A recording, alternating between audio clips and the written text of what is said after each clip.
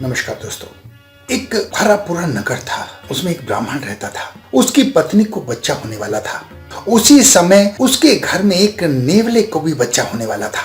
इत्तेफाक की बात देखिए, जिस दिन ब्राह्मण को पुत्र हुआ उसी दिन उस नेवले की माँ को भी पुत्र नेवला पैदा हुआ और नेवले की माँ नेवले को जन्म देने के बाद ही मर गई। अब उस ब्राह्मण औरत को उस नेवले पर बड़ी दया आई।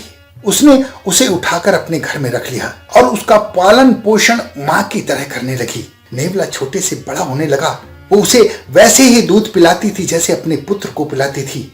उसका भी अच्छे से पालन पोषण करती थी। इस तरह वो अपने बच्चे के साथ नेवले की भी माँ बन गई थी।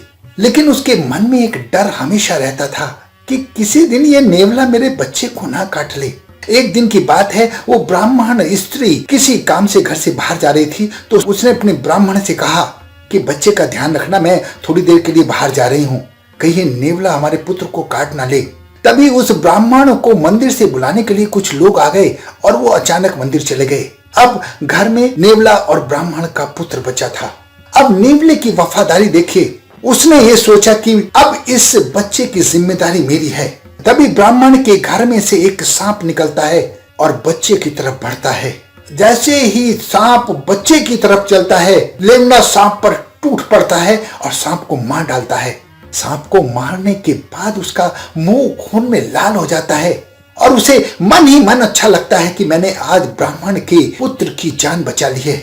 और वो इस बात की शाबाशी लेने के लिए मुख्य दरवाजे पर जाकर बैठ जाता है कि जब माँ आएगी तो देखेगी तो मुझे बड़ी शाबाशी देगी। लेकिन जब ब्राह्मण की स्त्री वहां पर आती है तो नेवले का मुंह खून में सना देखकर आपा खो बैठती है। पत्थर पड़ा था उठाकर नेवले को मारती है और नेवला वहीं मर जाता है।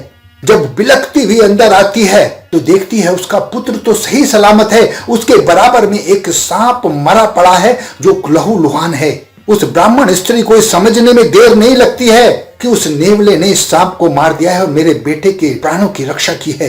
तब उस ब्राह्मण की पत्नी को बहुत दुख होता है क्योंकि वो स्वाभिमानी नेवले की मौत का कारण बन चुकी थी।